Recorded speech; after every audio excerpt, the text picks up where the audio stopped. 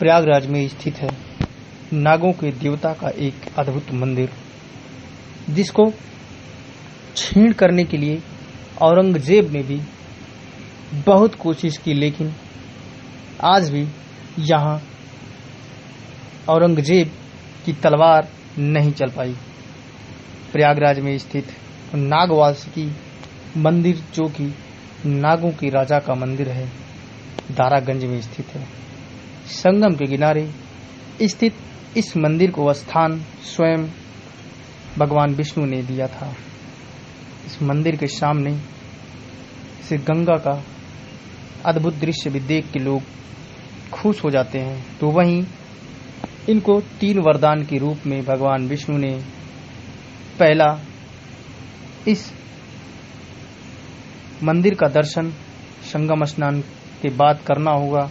तो वहीं इसी के दर्शन से केवल काल सर्प दोष मुक्त होंगे। ये नागवासुकी का क्या महत्व है, इनकी क्या पौराणिक कथाएं हैं? देखिए, नागवासी जी हो शंकर के गले के नागों के राजा हैं वासी जी। जब समुद्र मंथन हुआ था तो इन्होंने देवताओं के लिए अपना शरीर अर्पण कर दिया था। इनको रस्सी बनाया गया था। जब रस्सी के तरह ये बटे गए और सुमेरी पहाड़ को मथानी बनाए थे। जब मथने लग गए तो पहाड़ नीचे जाने लगे। तो विष्णु भगवान को कछुए का रूप माना जाता है। वह कछुए का रूप धारण करके और पहाड़ के नीचे विराजमान हुए। पहाड़ फिर ऊपर आए, समुद्र मंथन हुआ, उसमें से अमृत कलश निकला। तो विष्णु भगवान ने मोहिनी का रूप धारण करके अपनी शक्ति से उस कलश में 2 भाग कर दिए, एक तरफ अमृत, एक तरफ मदिरा। तो देवताओं को अमृत पान करा रहे थे, राक्षसों को मदिरा। राहु जान गया कि हमारे साथ छल हो रहा है। वो सर्प का भेष बना करके देवताओं की लाइन में बैठ गया। भूलवश विष्णु भगवान ने उसको भी अमृत पान करा दिया। जब अमृत पान कराया, जब स्मरण किए, जब तक वो अमृत पान कर चुका था, फिर भी विष्णु भगवान ने सोचा सच से उसकी गर्दन काटी। तो गर्दन कट गई, पर वो अमृत पान कर चुका था, इसलिए एक राक्षस के 2 हो गए। ऊपर का धर राहु, नीचे का केतु। अब इनके शरीर में अग्नि ज्वाला उठ गई, क्योंकि रस्सी की तरह बटे गए। तो इन्होंने विष्णु भगवान से प्रार्थना किया कि हे भगवान, अगर कोई ऐसा स्थान दे कि कुछ दिन मैं और लोगों की रह के सेवा कर सकूँ, तो प्रयागराज में गंगा जी के किनारे इनको स्थान दिया। यहाँ पर इस मंदिर के सामने गंगा जी यही स्थान ग्रहण किया। पहला यज्ञ ब्रह्मा जी ने दशाश्वमेध घाट प्रयागराज में किया था। शंकर जी की स्थापना की। सब देवता गए तो बासुकी जी भी वहाँ गए। जब यज्ञ के पश्चात देवता आने लग गए तो बासुकी जी वहाँ से वापस आने लगे। तो विष्णु भगवान ने कहा ब्रह्मा जी से कि अब इनको यहीं स्थापित कर दीजिए। ये लगभग 7,000 वर्ष 8,000 वर्ष से यहीं पड़े हैं। इनकी महिमा कोई नहीं जानता है।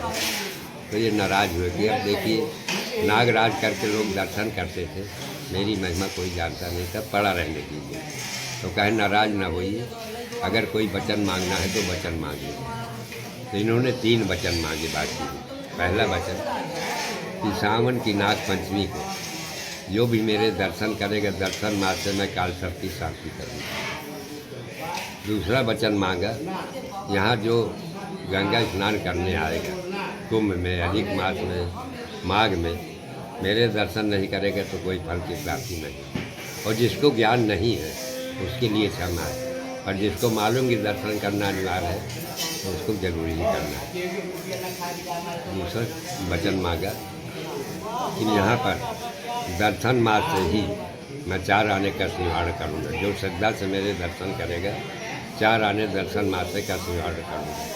और काल सर्प की पूजा 3 स्थान में ही केवल होगी। प्रथम यहाँ होगी तो मैं साक्षात में, दूसरी उज्जैन, तीसरी नासिक, 3 ही जगह काल सर्प की पूजा होगी। तीसरा वचन मांगे, यहाँ 12 माधव 12 में उनकी परिक्रमा होती है। उनकी परिक्रमा के साथ मेरी परिक्रमा होनी चाहिए। यहाँ पर 2 मंदिर थे, हर्ष माधव और बेनी माधव, दोनों गंगा जी में ज्वात होते हैं। हर्ष माधव की हमने मूर्ति एक मिल गई थी, उनको यहाँ स्थापित कर दिया। बेड़ी माधव का मंदिर महंत जी ने आगे बना लिया, हमारे पास में पैसा था न जगह। तो बेड़ी माधव के महंत साल में एक बार परिक्रमा मेरी करने आएंगे, क्योंकि जब रात को आरती के पश्चात हम मंदिर बंद करते हैं तो बेड़ी माधव जी का बिस्तर नागवासी जी के मंदिर में लगाया और रात को यही निवास करते हैं, सुबह यहाँ से प्रस्थान करते हैं। यही इनकी कहानी है। ये नागवासुकी मंदिर का औरंगजेब के साथ क्या जुड़ा इतिहास रहा? ये था कि औरंगजेब जो है सभी जगह हिंदू स्थलों को खंड करना चाहता था, शक्तिहीन करना चाहता था। तो एक बार वो यहाँ आया सेना के सहित, तो बासुकी जी के मंदिर में घुसा अंदर तो देखा बड़ी भयानक मूर्ति है। तो उसने 3 भाला मारा बासुकी जी के अंदर, एक मारा, दूसरा मारा, जब तीसरा मारा तो विषैली दूध की धार निकली, उसके मुंह में पड़ी, बेहोश होकर गिर गया। जब पड़ा रहा कुछ देर, जब होश आया तो सिपाही लेके भाग गया। तो दशाश्वमेध घाट में जो ब्रह्मा जी ने शंकर जी की मूर्ति स्थापित किया था, उसको 3 तलवार मारा, उसको भी खंडित करना चाहा। तो उसमें से उसको बिजली का करंट लगा और वहाँ बेहोश हो गया। जब होश आया तो सिपाही लेके किला भाग गया। किला से ये कहा जाता है कि किला से सीधी दिल्ली जाने के लिए सुरंग, उसी रास्ते से दिल्ली था।